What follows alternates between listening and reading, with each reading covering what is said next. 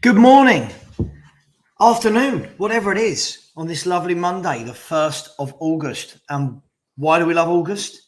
Because the football season is back. That's right, everybody. We are 5 days away from Tottenham Hotspur versus Southampton at the Tottenham Hotspur Stadium.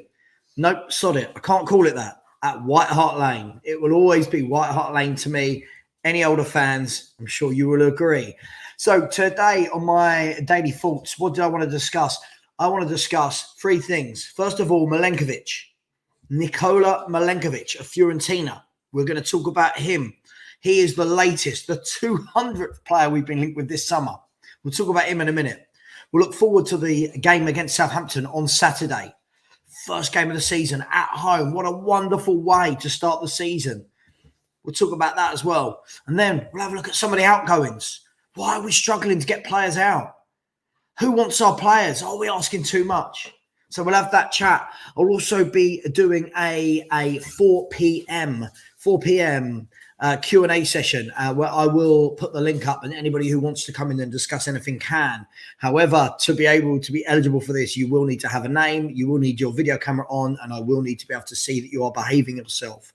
Let's talk Nikola Milenkovic. For those of you who don't know him, I've followed this guy for a couple of years. I like him. He plays centre-half, a right-sided centre-half for Fiorentina. He's played for Fiorentina for 5 seasons now, 24 years of age, so he's got some good experience. A Serbian international. Can also play right-back if needed to. But he's good. He's physical. He's good in the air. He's got good height on him. He looks composed.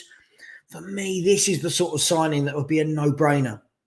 We keep saying that we're waiting for Bastoni, we're waiting for Vardial, but these aren't the only 2 centre-backs in the world. And let's be honest, if Spurs went and bid for Vardial, I've got no doubt 3 or 4 of the best teams in the world will also go and bid for Vardial. Apologies if I'm getting his name wrong. Nikola Milenkovic, though, I think that's a good stature for us.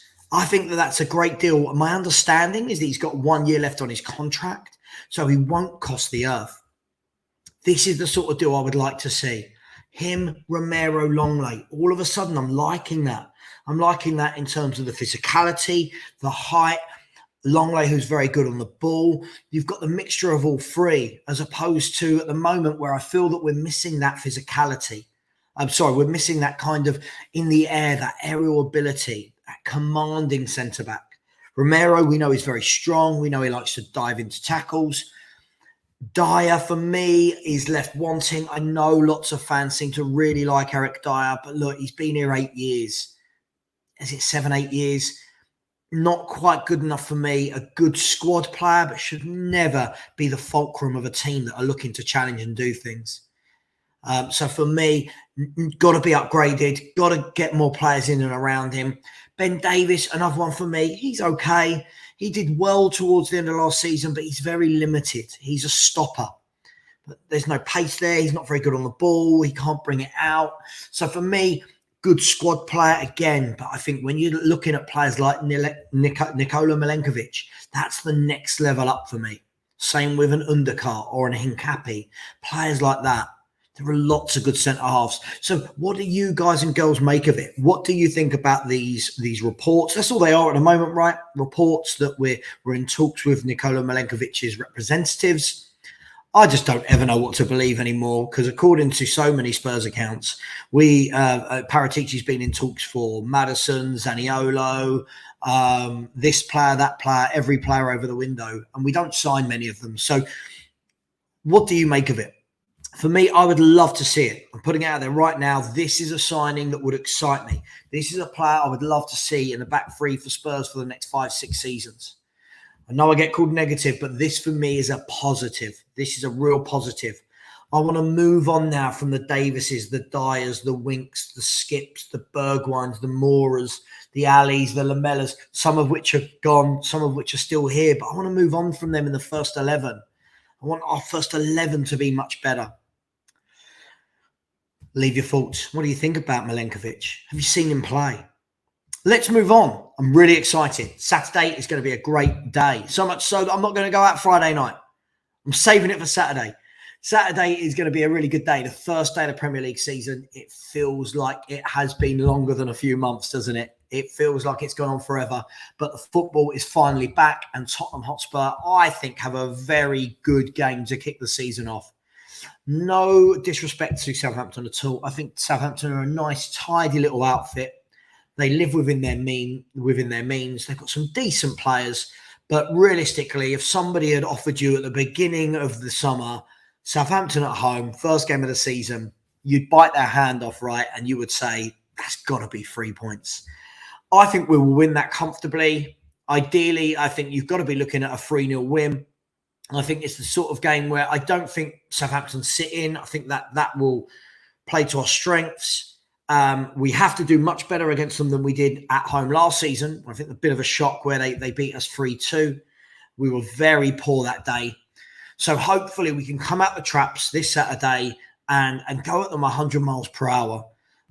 Start the season as we mean to go on. Get that 3 points under the belt and move on to Chelsea. Completely different proposition, but get the 3 points. Anything less than 3 points, let's be honest, would be failure. That would be very, very poor. I don't want to hear that it's the first game of the season. I don't want to hear that, it's just a blip. Those are the games you've got to win. I think as I've said, I think we will, but those are the games you have to win. You simply can't play Southampton at home, first game of the season, and not be picking up all 3 points. So again, tell me, what do you guys and girls reckon? Easy? Tough game? Are we going to steamroll them? What's the score going to be? What problems do they pose? Let's look at that. Who do they have that poses problems? They've lost Brozier, who's gone back to Chelsea. Their forwards are, I believe, is it Adam Armstrong? They've got 2 Armstrongs, haven't they? Adam Armstrong, Che Adams. Is that enough?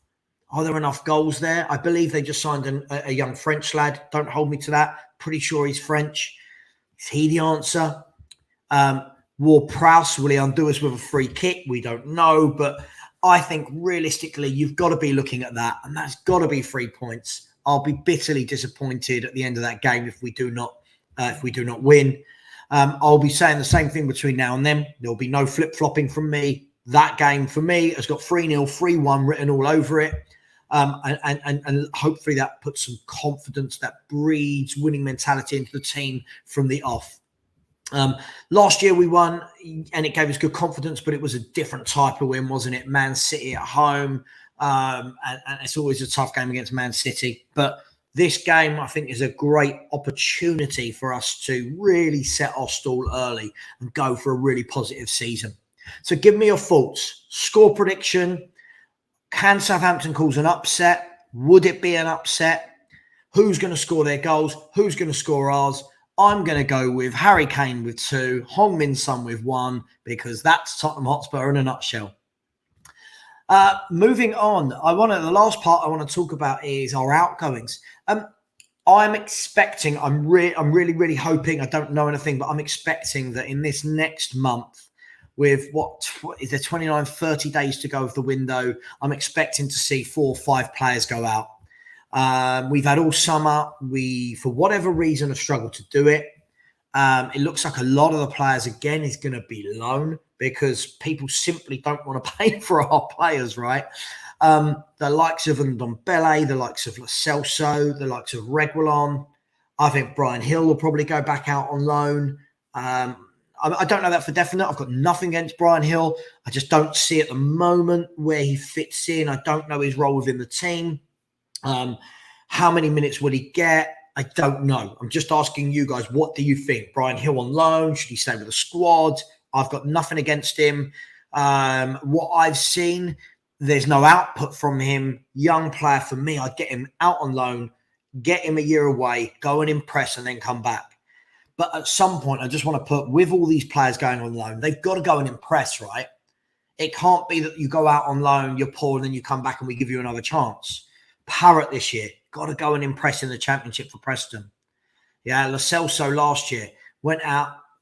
Some people thought he was brilliant. Some people thought he was decent for Villarreal. Ndombele was really poor by all accounts for Lyon. Rodon now going to Rennes. Who else would you like to see go out? What else needs to happen? Tanganga, is that going to get done? Is that going to be a loan? Is that going to be a transfer? Because my worry is if Tanganga and Roden are both out on loan, that kicks the can a year down the road, that next summer we're going, right, again, now Paratici's got to spend the summer trying to get rid of Tanganga, trying to get rid of Roden. So who are we looking at? Ndombele, Lo Celso, Reguilon, maybe Brian Hill. Lucas, I think, will definitely stay. Does Sanchez stay? Emerson Royal, Doherty, is one of them going to go? Is he going to use Lucas as a right wing back with Spence?